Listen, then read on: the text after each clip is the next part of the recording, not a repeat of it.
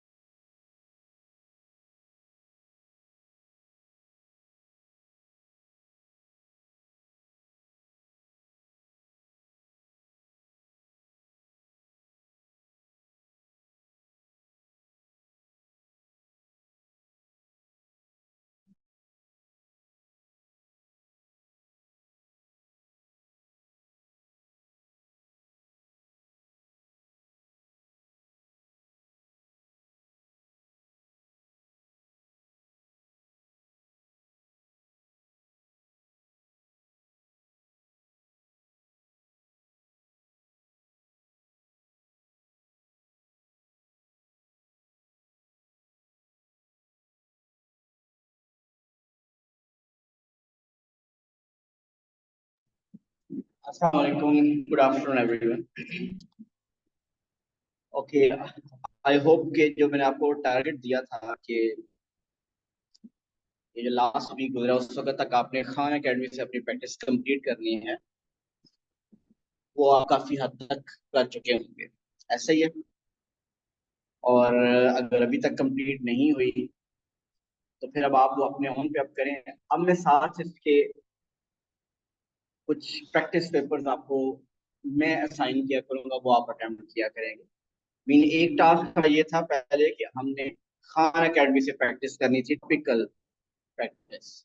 लेकिन अब आगे हम जो क्वेश्चंस मैं आपको दिया करूंगा, जो प्रैक्टिस दिया करूंगा, उसमें पूरे पूरे प्रैक्टिस पेपर्स भी हो सकते हैं। और स्टार्ट में कुछ जो प्रैक्टिस पेपर्स होंगे वो भी आप खुद अटेम्प्ट करेंगे और मेरे साथ नेक्स्ट डे प्रॉब्लम डिस्कस किया करेंगे, कि हम एक दिन रखा करेंगे। और आहिस्ता आहिस्ता स्टेज ये आएगी कि फिर आपके मैं टेस्ट खुद से यहाँ पे लिया करूंगा। जो कोशिश हम करेंगे कि आप लोग सब अगर एकेडमी में फिजिकल हो तो यहाँ पे टेस्ट कंडक्ट हुआ करेंगे। तो अब ऐसी तो प्रैक्टिस चलेगी, लेकिन अभी भी किसी के खान एकेडमी की प्रैक्टिस चलते हैं, प्लीज टाइम दें उसको और टॉपिकल वहां से कंप्लीट करें।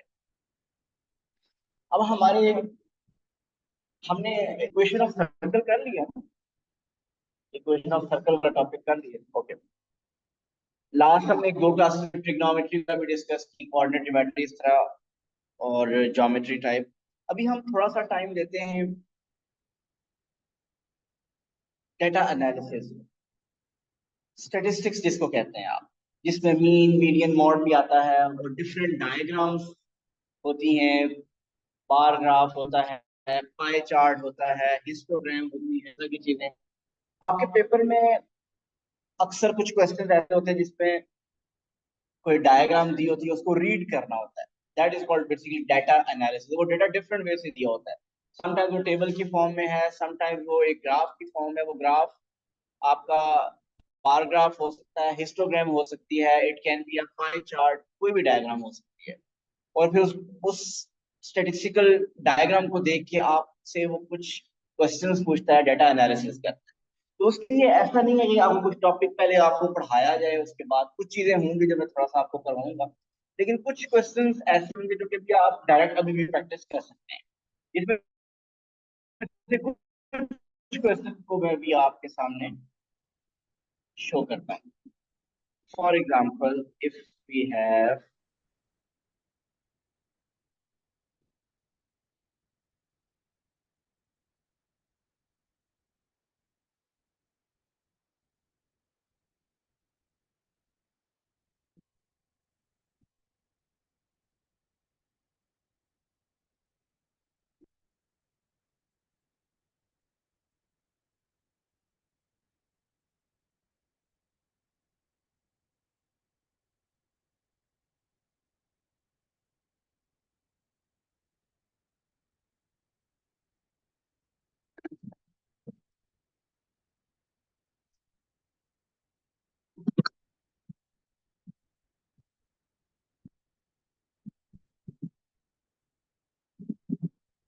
इस तरह और छोटा हो गया।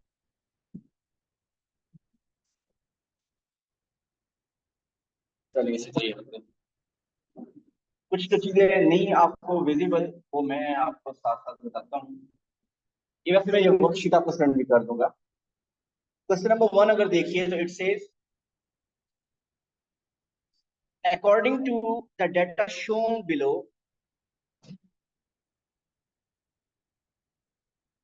by approximately what amount did division D's income exceeds division C's income during year X?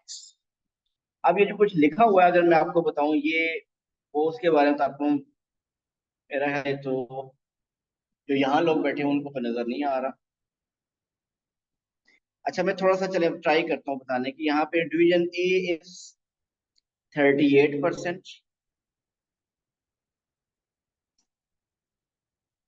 Division B is 12%, C is 20% and D is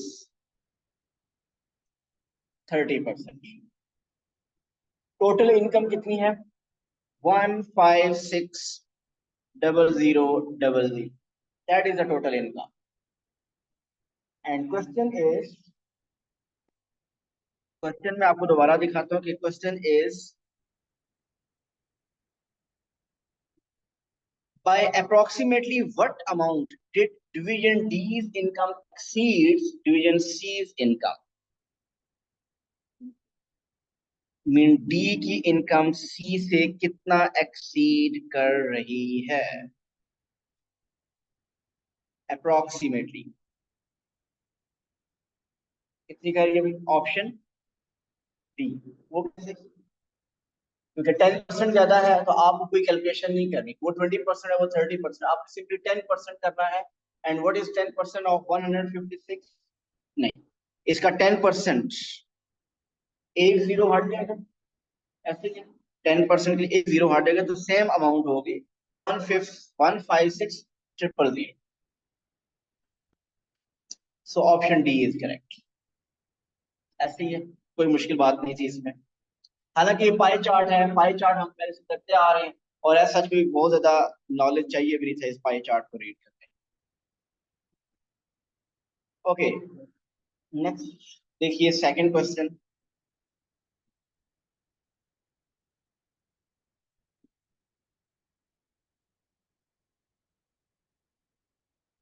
Among the years covered in the graph below, during the year in which aggregate award of non-minority and minority funds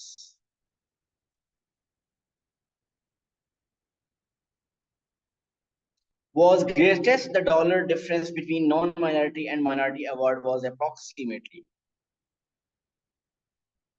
question सुन रहे हैं?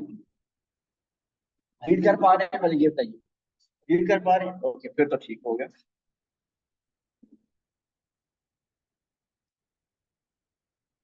Option में भी दिखाता हूँ आपको, question पहले पढ़ लें।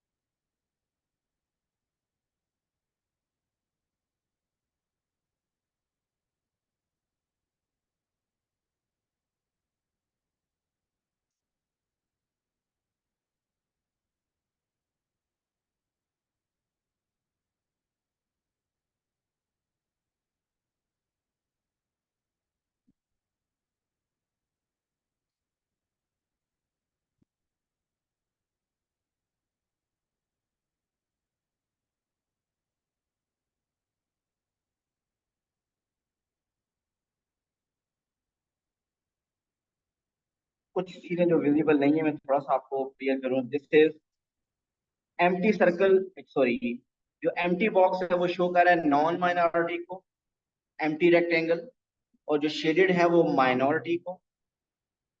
ये लिखा हुआ है dollars awarded annual basis in thousands,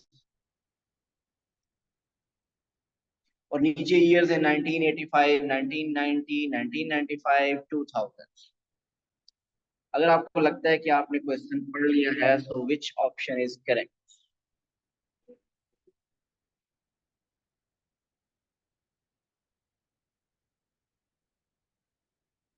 option A mean $130, 30,000।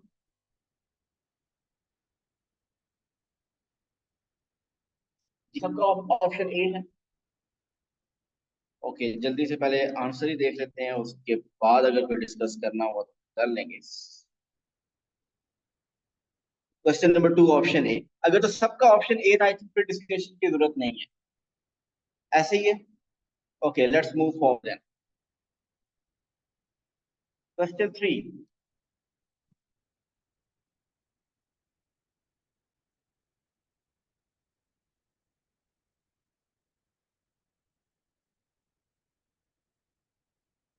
Okay, question 3 is referring to the graph below। ये क्वेश्चन 3 इस तरफ आ गया। Referring to the graph below, during the 2 months period over which the daily average daily temperature in city X increased by the greatest percentage, city Y's highest daily temperature was approximately what? इधर फिर question को मैं सिर्फ focus कर रहा हूँ, उसको statement को पढ़ें। Referring to the graph below, during the 2 months period over which the average daily temperature in city X increased by the greatest percentage, city Y's highest daily temperature was approximately what?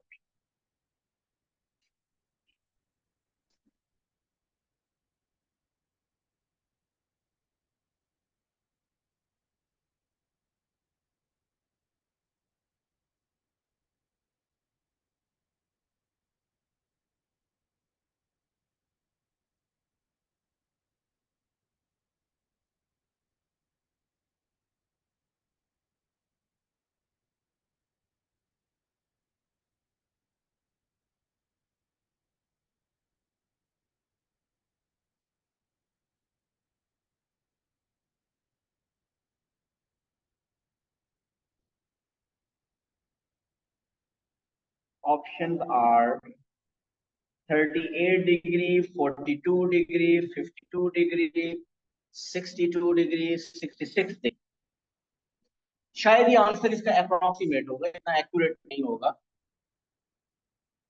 क्योंकि आप graph को देखिए तो accurately शायद read ना कर पाए। मैं अगर एग्जांपल लेता हूँ कोई एक पॉइंट की, कि मैं जो कह रहा हूँ एक्यूरेट रीड ना कर पाए, ये जो पॉइंट है अगर देखें, इसको सपोज अगर हमें रीड करना है तो ये मुझे लग रहा है कि ये 65, ठीक है, क्योंकि मैंने अंदाजा लगा रहा हूँ कि 60 और 80 के मिडिल में 70 कितना मिला। तो किसी ने 65 अगर ले लिया, किसी ने 66 ले लिया, किसी ने 68 ले लिया, तो वो इसलिए अप्रोक्सीमेट आंसर होगा, और इसीलिए उसने भी अप्रोक्सीमेटली बोला।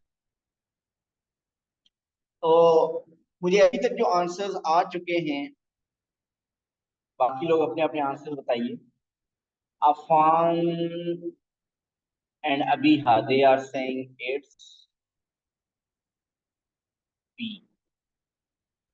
नहीं, Safdar is saying B. Okay, Hamza Nasar 42 mean, उनका भी आंसर बी है। चले, जो लोग यहाँ पे हैं वो क्या कहते हैं भाई? Four B 42 degree. The question was referring to the graph below, during the 2 months period over which the daily average daily temperature in city X increased by the highest percentage, city Y's highest daily temperature was approximately what?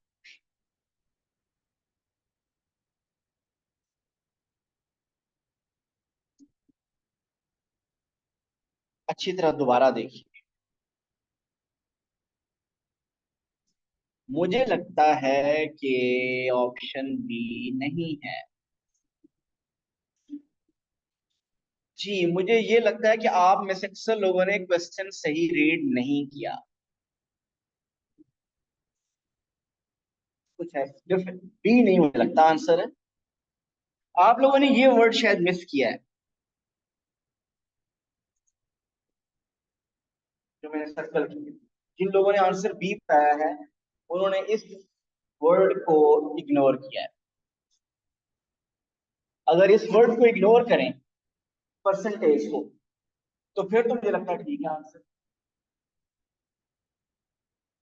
देखिए, अगर percentage ना की बात ना करे, वो कह रहा है कि जिस ये 2 मंथ का पीरियड है, उस जिस पीरियड में एक्स ग्रेटेस्ट इंक्रीज कर रहा है, तो आप सबके माइंड चल रहा है कि एक्स यहाँ पे ग्रेटेस्ट इंक्रीज कर रहा है, ऐसे ही है। तो उस वक्त मीन इस वक्त एक्स हाईएस्ट इंक्रीज का है, तो उस ड्यूरेशन में वाई हाईएस्ट क्या था? तो आप लोग बता रहे हैं कि वाई हाईएस्ट तकरीबन 42 था, इसलिए आपका आंसर 42 आ रहा है। इसी बेसिस पे आपने कहा, लेकिन वहां पे उसने ग्रेटेस्ट इंक्रीज नहीं कहा था, ग्रेटेस्ट पर इंक्रीज में परसेंटेज की बात की थी। परसेंटेज की बात की तो आप देखिए कि एक्स में कौन से 2 मंथ में हाईएस्ट परसेंटेज इंक्रीज हो रही है।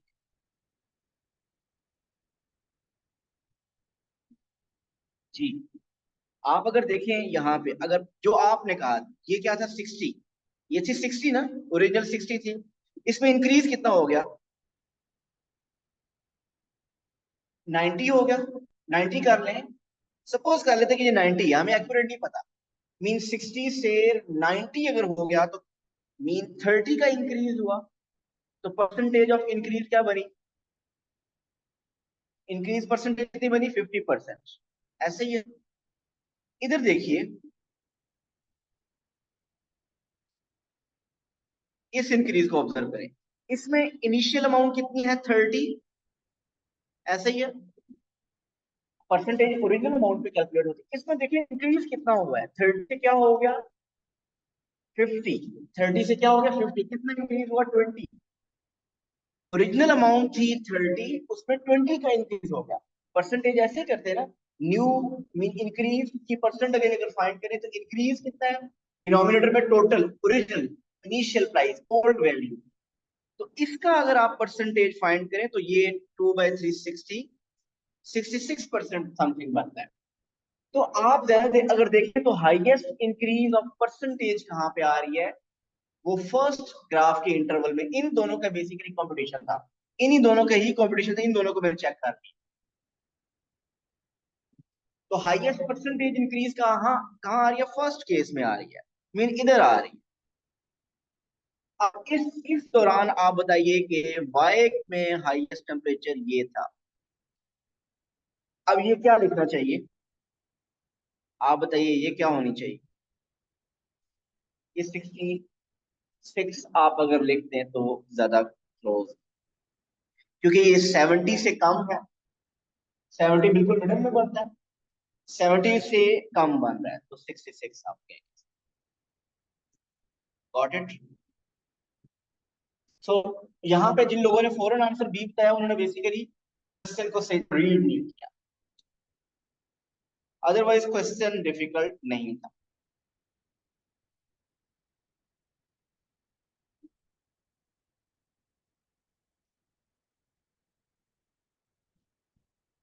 जी, क्वेश्चन 4 एंड 5 इस डायग्राम के साथ।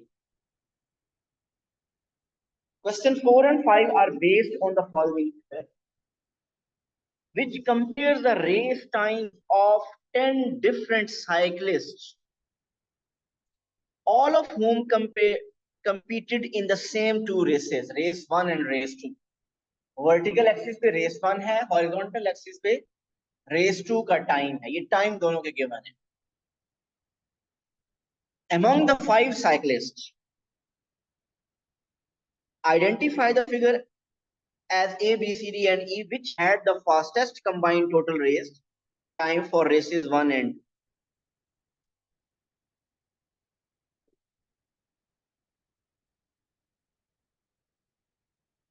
ट्राई करें।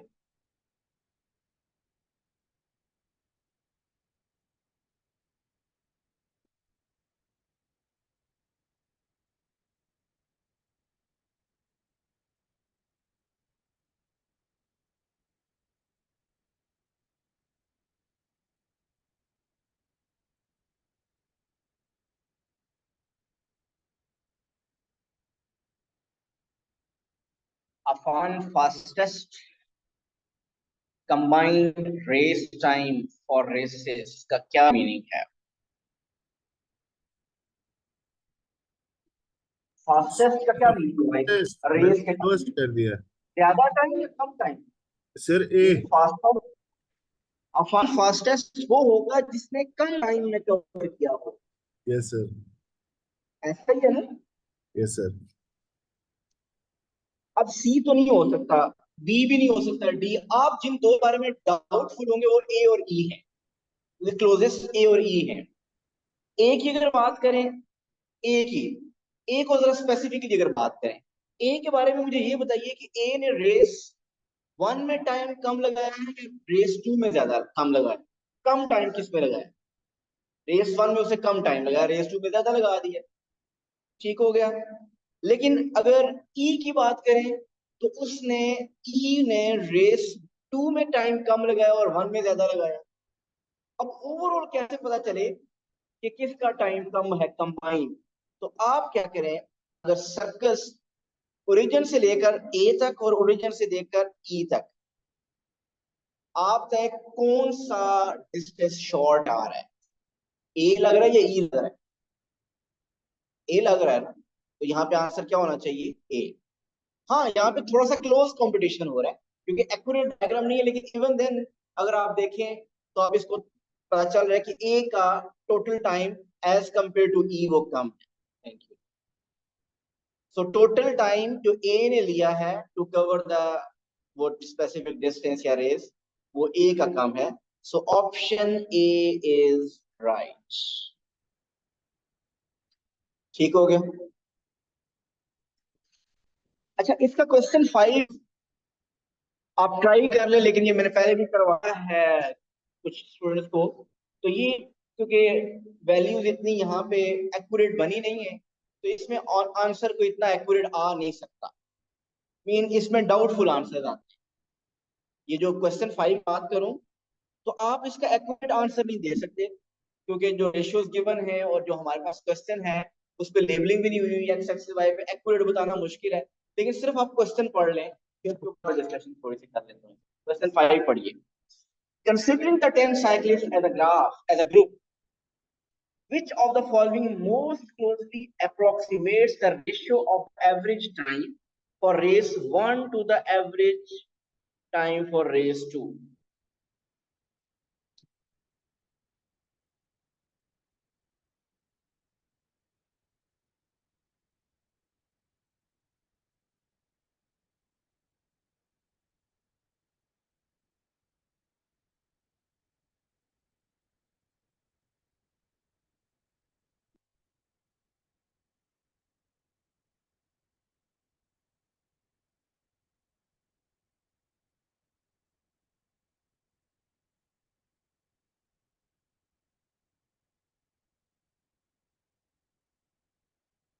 मैं पहले चालू क्वेश्चन पर डाउटफुल है क्योंकि एक्यूरेसी आप एक्यूरेट नहीं बता सकते। लेकिन चले, जो जितना आपका गेस्ट करता है वो गेस्ट क्या है?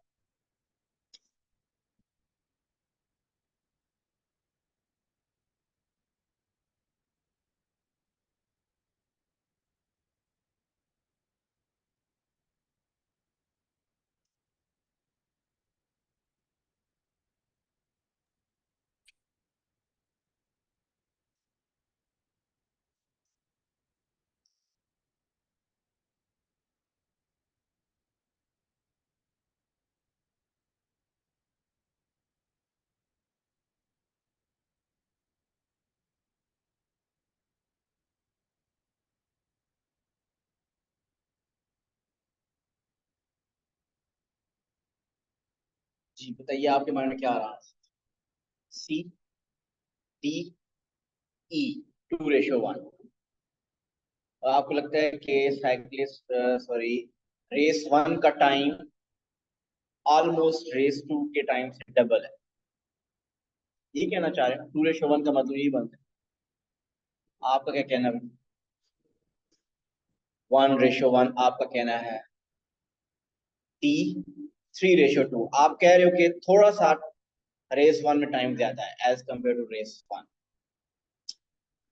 सी आपको लगता है दोनों का इक्वल है। फातिमा? सी, लेकिन डी भी थोड़ा सा आपको लग रहा है। उन लोगों ने आंसर्स क्या बताए हैं जो ऑनलाइन?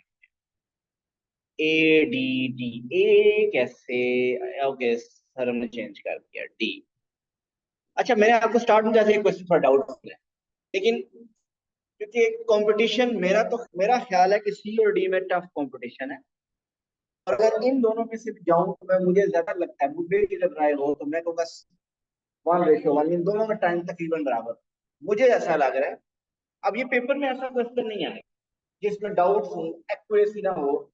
मैं इसको कैसे देख रहा हूँ कि अगर मैं यहाँ से एक लाइन ऑफ बेस्ट फिट लगाऊं, या चले मिडिल में बिल्कुल एक लाइन ड्रॉ कर, जो मिडिल में बिल्कुल लाइन होती है y=x होती है, ऐसे ही है। तो अगर आप देखिए तो approximately points above and below the line they are equal. Equal नहीं है लेकिन 6 4, ऊपर 6 पॉइंट है और नीचे 4 है। इससे थोड़ा सा लग रहा है कि रेस वन ज्यादा है, का टाइम ज्यादा है as compare to race two. लेकिन अगर आप देखिए जो रेस टू का जिनका टाइम ज्यादा है वो बहुत ज्यादा है, और रेस वन की जो की तरफ जो पॉइंट्स है वो बिल्कुल क्लोज क्लोज है। चार तो में से बिल्कुल क्लोज है, सिर्फ ई और डी काफी दूर है, और इसमें तकरीबन बी और ये काफी ज्यादा दूर है। तो इसको देखें तो ओवरऑल मुझे लगता है बैलेंस हो जाता है और ऑप्शन ज्यादा बेहतर आती है। लेकिन सी और डी इस गिवन सिनेरियो में दोनों को करेक्ट लगता है। लेकिन पेपर में अगर ऐसा कोई क्वेश्चन आएगा तो सी और डी फिर वो क्लोज होगा, वो आपको क्लियरली पता चल रहा होगा कि कौन सी ऑप्शन ज्यादा बेहतर है। थोड़ा सा क्वेश्चन डाउटफुल था, इसलिए हमने इसको मार्जिन दिया है कि सी भी करेक्ट है और डी भी करेक्ट है। मुझे ज्यादा सी वैसे करेक्ट लगा।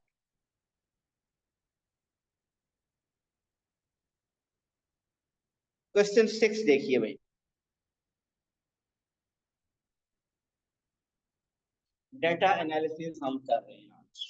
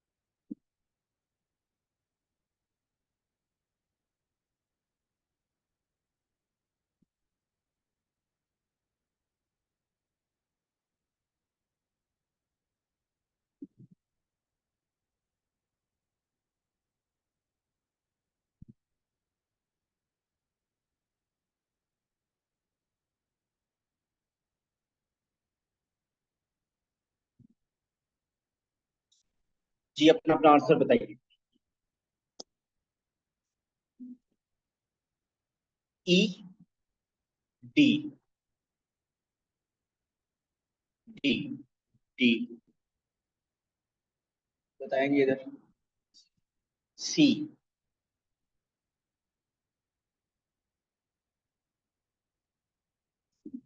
कैलकुलेशन है मेरा ख्याल सर्विस का, अगर देखा जाए तो आपको डेटा सिर्फ देखना है कि कौन सा किसकी परसेंटेज निकालनी है, ये सिर्फ इंपॉर्टेंट है।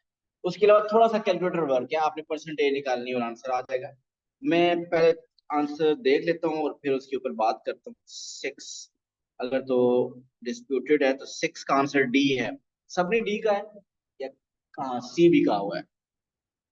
कौन एक्सप्लेन करेगा?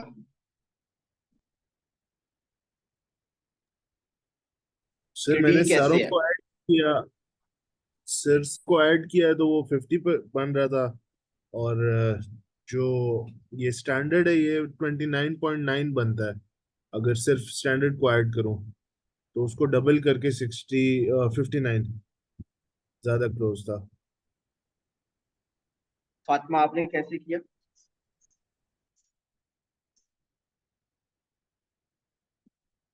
स्टैंडर्ड वाले शहरों को ऐड किया और टोटल से डिवाइड किया।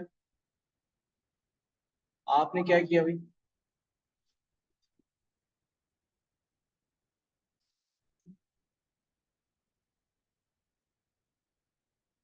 और हमने क्या किया?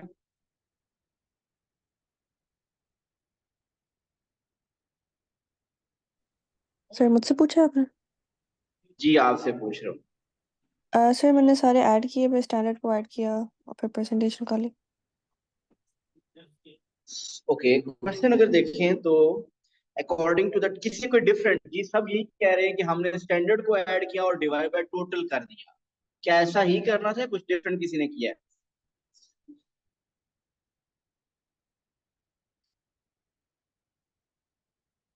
मोइस कुछ डिफरेंट किया आपने या यही किया आपने भी?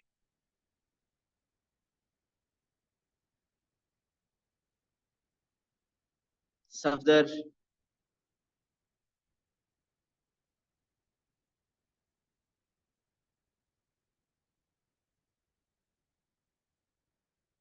नो सर, आपने ये नहीं किया, तो फिर आप बताइए क्या किया?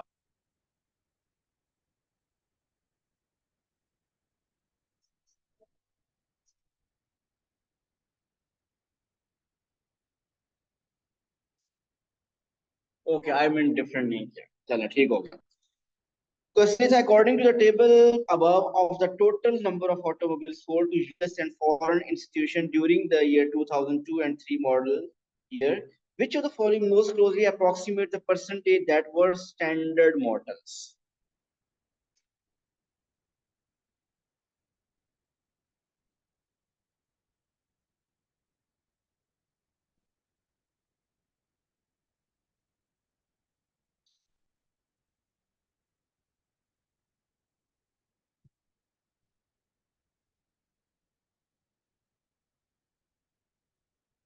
अच्छा, मेरा, आपने जो इसकी बात अगर करें, मेरा क्वेश्चन ये था कि आपने टोटल क्यों किया है?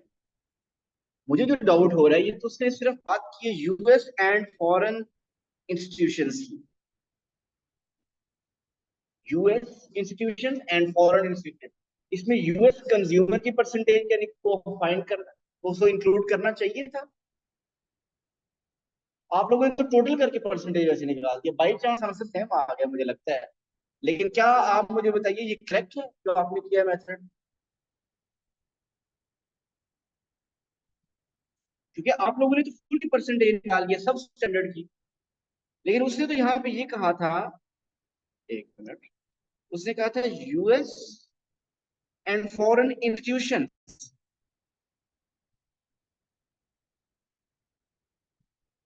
चले आप बताइए करेंगे कैसे, आप थोड़ा सोचे, मैंने क्वेश्चन दोबारा पढ़े और आप बताइए क्या होना चाहिए।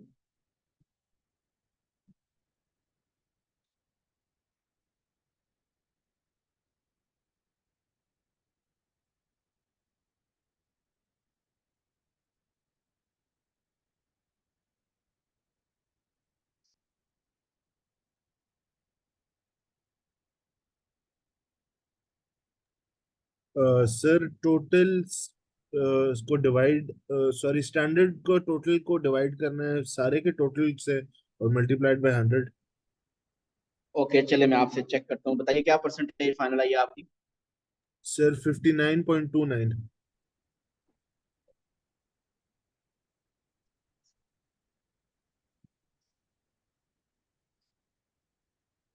अच्छा, अब आपने क्या किस किस को ऐड किया? सर 3.6, 1.7, 8.5, 4.9, 1.9 और 2.2, ये तकरीबन 22 बना था। और 8.5 और 4.9 को ऐड करके 22 से डिवाइड करके मल्टीप्लाइड बाय 100। आप बताइए आपने क्या किया? सर मैंने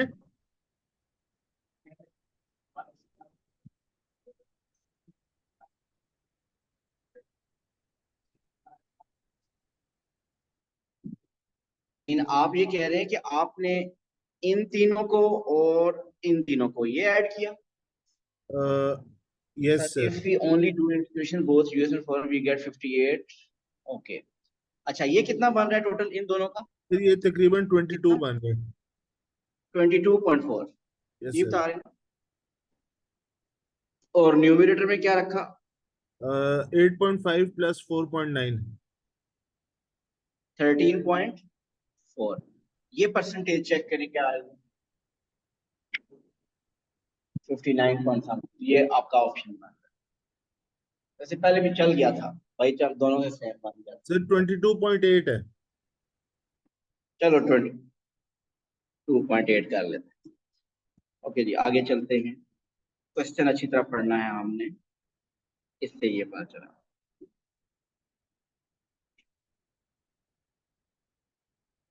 ओके जी। Area of warehouse units A, B, C, and D as portion of total warehouse. A is 28%, B is 42%, और C और D यहाँ लिखा हुआ है, जिनकी परसेंटेज नहीं लिखी। D के लिए लिखा हुआ है 15,500 स्क्वायर फीट। टोटल आपके पास है 140,000 square feet. Diagram is not to the scale. Based on that data, the combined area of unit B and D is approximately what?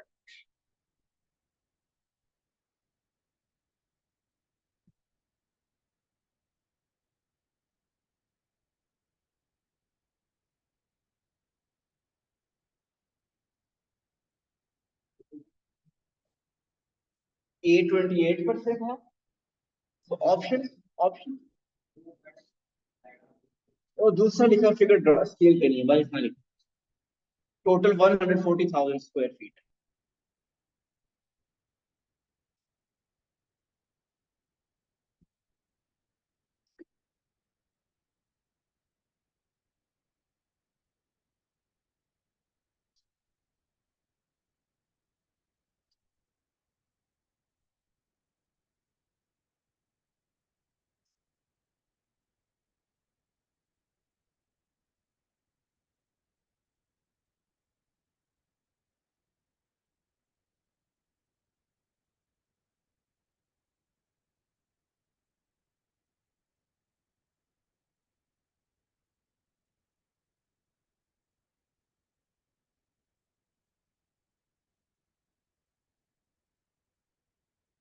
Option D 74,500।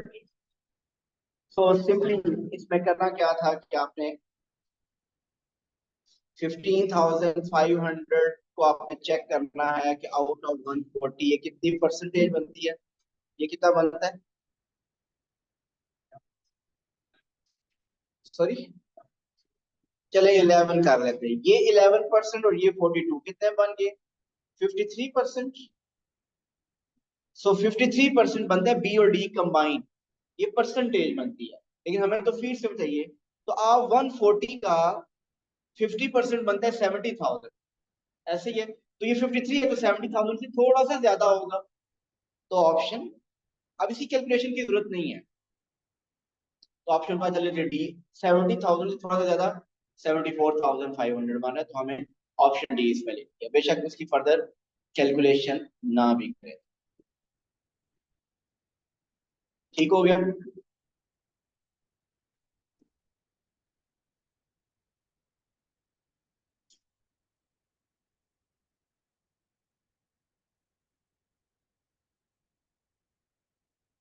Okay जी, prices of common stock of XYZ Corp and ABC Corp. Price लिखी है vertical axis पे dollars per share, Y axis पे, X axis पे लिखा हुआ है first second third and fourth quarters. Solid line X को शो कर रहा है, डॉटेड लाइन एबीसी को शो कर रहा है। क्वेश्चन क्या है?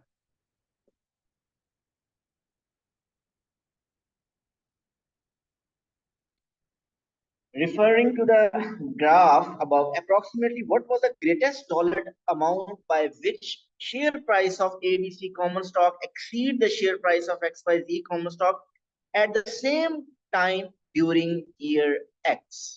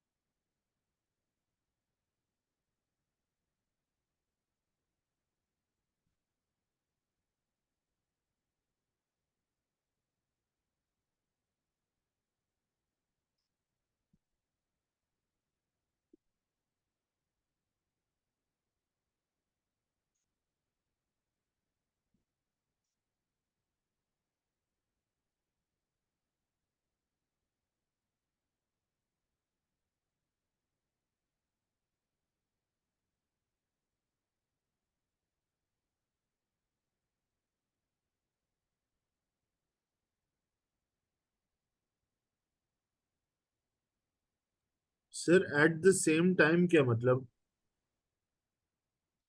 At the same time का मतलब कि at the same time mean अगर आप ये टाइम ले रहे हैं, ये वाला टाइम, इस टाइम पे ये है ए बी सी और इसी टाइम पे ये शेयर प्राइस है एक्स वाई जी की।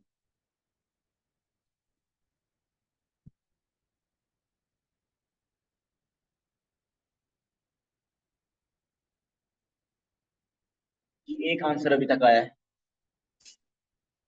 सर ए।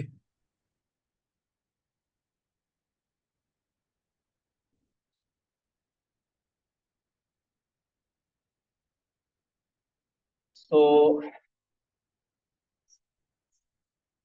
2.6 मतलब ऑप्शन बी।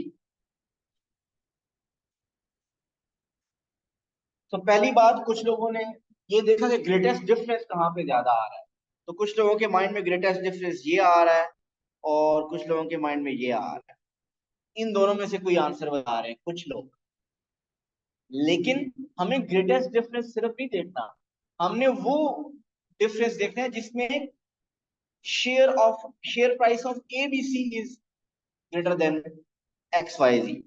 तो इसका मतलब आपका ग्राफ कोई ऐसी स्टेज देखे जिसमें A B C mean dotted line जो ग्राफ है वो ऊपर होना चाहिए और सॉलिड नीचे होना चाहिए। मीन तभी आपका, अगर आप यहाँ ले लें, कहीं पे भी ले लें, सपोज ये ले लें, ये वो केस है जिसमें आपका जो share price of A B C is more than X Y Z. अगर इसमें देखें तो ये एक, यहाँ पे एबीसी प्राइस है, क्या ये डिफरेंस ग्रेटेस्ट है या कहीं और पे डिफरेंस इससे ज्यादा आ रहा है? यहाँ पे डिफरेंस इज ग्रेटेस्ट, ऐसे ही है ना। तो ये डिफरेंस सिर्फ बताना है आप। बाकी देखिए, ये नो डाउट कि ये वाला डिफरेंस ज्यादा है उससे, बट इसमें ए बी सी कम है और एक्स वाई ज्यादा है। वो कह रहा है कि इन विच ए बी सी एक्सीड, तो वो वही है। अब आप सिर्फ उसकी काउंटिंग कर रहे हैं कि ये कितना बन रहा है। आप अगर देखें कि ये 5 है या 4.9 है, या चले 5 ही लेते हैं, तो 5 से 7.6 है या 7.5 है, तो तकरीबन डिफरेंस ये कितना बन रहा है? 2.5 2.6 का। तो इसका मतलब ऑप्शन बी इज क्लोजेस्ट। देखिए, क्वेश्चन अच्छी तरह पढ़ना जरूरी है। यहाँ पे आप में से मेजोरिटी लोग ये हाईएस्ट डिफरेंस या ये हाईएस्ट डिफरेंस बता के आ जाए, लेकिन क्वेश्चन में उसने लिखा है हाईएस्ट डिफरेंस देखना है, लेकिन उसमें डिफरेंस ये है कि share price of A should exceed than X Y B. तो इस चीज को हमने अंडरस्टैंड करना है।